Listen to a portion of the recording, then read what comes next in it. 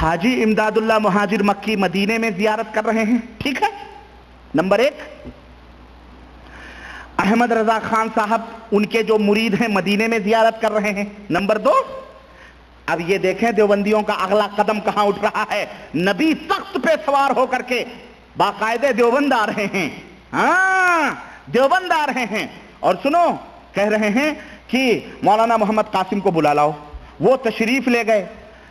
اب ان سے پوچھو کہ نبی صلی اللہ علیہ وسلم تو عربی بولتے تھے، تو عربی میں تو مولانا تو نہیں کہا جاتا ہے کسی عالم کو، تو یہ کون سی عربی ہے نبی صلی اللہ علیہ وسلم بول رہے ہیں بھائی؟ اب مولانا اللہ کے نبی صلی اللہ علیہ وسلم کہہ رہے ہیں، وہ بھی ایک عجمی ہندی کو، قاسم نانوتوی کو مولانا ہیں، یعنی نبی صلی اللہ علیہ وسلم سے بھی بڑے مولانا ہیں وہ۔ چلو خیر آگے بڑھتے ہیں، خیر چلو بلا لائے، قاسم نانوتوی کو بلا کر لے کر آ گئے، اور حضرت صلی اللہ علیہ وسلم نے ارشاد فرمایا کہ مولانا مدرسے کا حساب لائیے، دارالعلوم دیوبند کا آڈٹ کرنا تھا نبی صلی اللہ علیہ وسلم کا۔ استغفر اللہ، نبی صلی اللہ علیہ وسلم اسی لیے آئے تھے کہ دارالعلوم دیوبند کا حساب چیک کریں۔ اعوذ باللہ، حد ہو گئی، حد ہو گئی مسلمانوں، واقعی حد ہو گئی اس بدباطنی کی اور بدعقیدگی کی۔ نبی کریم صلی اللہ علیہ وسلم اس طرح سے تشریف لا رہے ہیں، میں سمجھتا ہوں گھپلے انہوں نے خوب کیے ہوں گے دارالعلوم دیوبند کے حساب و کتاب میں، اور پبلک کی طرف سے شور شراپا ہوا ہوگا کہ مولانا لوگ اتنا سارا چندہ آ رہا ہے دارالعلوم میں دین کے نام پر، سب ہڑپ کرتے جا رہے ہیں، ہڑپ کرتے جا رہے ہیں، اس کا حساب و کتاب کچھ پتہ نہیں چل رہا ہے۔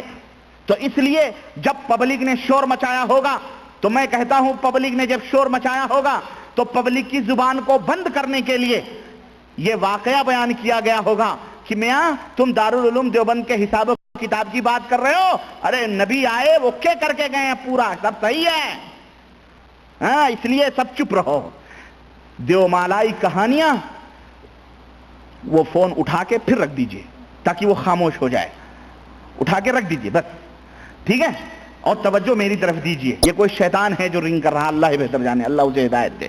تو جناب عالی اس طرح سے لوگوں کو چپ کرنے کے لیے دارالعلوم کے لوگوں نے یہ زیارت کے قصے بنائے ہوں گے، یا تو شیطان آیا ہوگا، اب ان کو کیا معلوم کہ نبی صلی اللہ علیہ وسلم کو انہوں نے دیکھا ہے، دیوبند کے لوگوں نے دیکھا ہے کیا کہ نبی صلی اللہ علیہ وسلم تخت پہ آ رہے ہیں، چاروں صحابہ بھی آ رہے ہیں، کیا نبی صلی اللہ علیہ وسلم کو دیکھا تھا انہوں نے کہ پہچان لیں کہ یہ نبی صلی اللہ علیہ وسلم ہے؟ میں شیخ عبد القادر جیلانی کے پاس نور کے تخت پر بیٹھ کر کے شیطان آیا اور کہا میں تمہارا اللہ ہوں، لیکن وہ قرآن و سنت کے ماننے والے تھے، اس لیے انہوں نے کہا اللہ تو اس طرح نہیں آ سکتا، اور نہ ہی حلال کو حرام اور حرام کو میرے لیے حلال کر سکتا ہے، اگر حرام کو حلال کرنا ہی تھا تو اللہ کے نبی پر جو سب کے رسول سردار ہیں ان کے لیے حرام کو حلال کرتا، یہ کہاں سے حرام کو حلال کرنے آیا، یہ اللہ نہیں ہو سکتا۔ کہا اعوذ باللہ من الشیطان الرجیم، اس نے کہا جاؤ آج تمہارے علم نے تجھے بچا لیا۔ تو وہ تو شیخ عبد القادر جیلانی تھے، وہ تو خدائی دعویٰ کر کے بیٹھ گیا سمجھ گئے،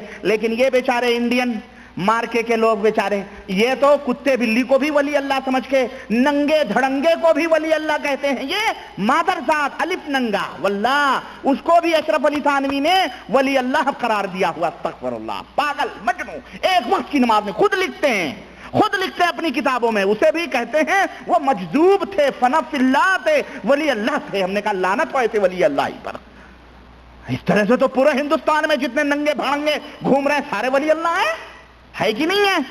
سنو، عرض کیا حضرت یہ حساب و کتاب حاضر ہے، اور یہ کہہ کر حساب بتلانا شروع کیا، اور ایک ایک پائی کا حساب دیا، دال کتنے میں، مرچی کتنے میں، نمک کتنے میں، چاول کتنے میں، دھنیا کتنے میں، گوشت کتنے میں، ڈنڈی، سب کچھ بتایا ہوگا، پورا ایک ایک پائی کا حساب کتاب دیا۔ حضرت صلی اللہ علیہ وسلم کی خوشی اور مسرت کی اس وقت کوئی انتہا نہ تھی، دارالعلوم کا حساب دیکھ کر بڑے خوش تھے نبی صلی اللہ علیہ وسلم، اور بہت ہی خوش ہوئے، اور فرمایا کہ اچھا مولانا اب اجازت ہے؟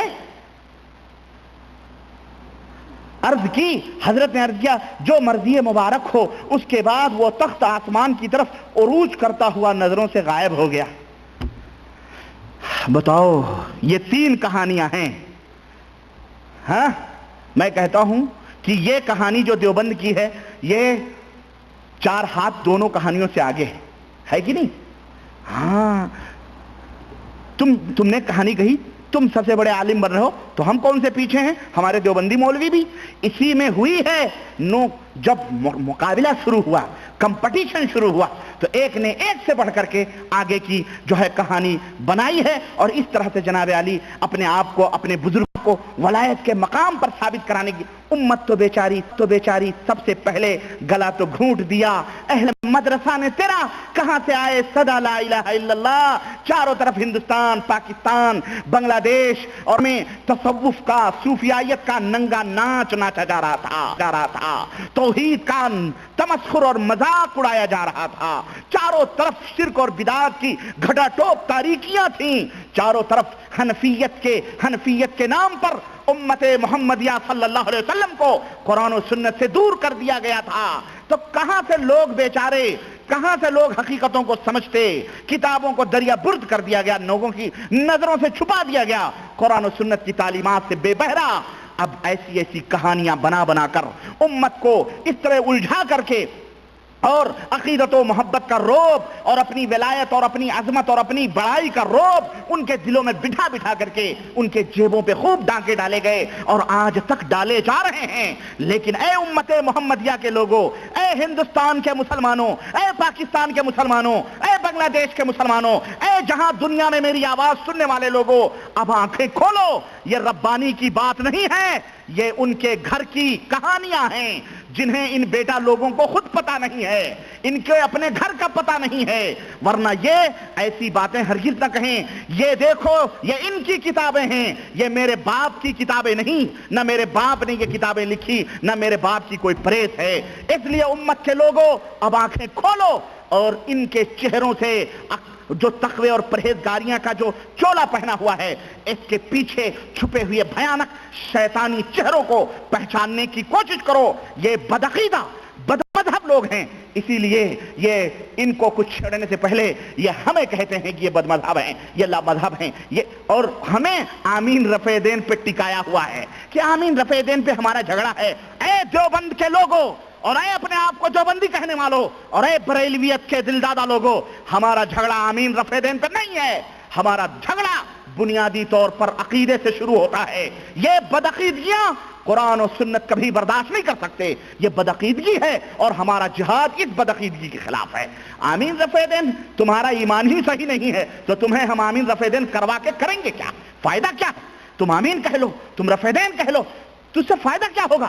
جب عقیدہ ہی درست نہیں ہے، عقیدہ ہی مشرکانہ ہے، تو تم آمین رفع دین کر کے کیا کرو گے؟ کوئی فائدہ نہیں ہے۔ اس لیے اب ہمیں ان دلدلوں میں پھنسانے کی کوشش نہ کرو اور دنیا کے سامنے یہ نہ کہو یہ اہل حدیث لوگ ہیں، یہ مذہب ہیں، یہ وہابی ہیں، ہمارا ان کا جھگڑا آمین رفع دین کا نہیں۔ بیٹا، آمین رفع دین کا جھگڑا نہیں ہے، جھگڑا ہمارا تمہارا ایمان اور عقیدے کا ہے۔ تمہاری یہ بدعقیدگیاں جو دارالعلوم دیوبند سے نکل رہی ہیں، جو تمہارے مشائخ لکھتے ہیں، یہ اشرف علی حکیم الامت بنے بیٹھے ہیں، یہ برکات الاثر اور پتہ نہیں کیا کیا قطب العالم اور غوث العظم بنے بیٹھے ہیں، ان کی بدعقیدگیاں تم کہاں چھپاؤ گے؟ کہاں لے جاؤ گے؟ یہ مجدد دین بدعت اعلی حضرت جس کو تم نے کہا ہے احمد رضا خان کو، کتنا پردہ ڈالو گے؟ لیکن ہم تمہیں انشاءاللہ تبارک تعالیٰ ننگا کریں گے اور امت کے سامنے وہ مکروہ چہرے انشاءاللہ کھول کے رکھتے رہیں گے انشاءاللہ تبارک تعالیٰ۔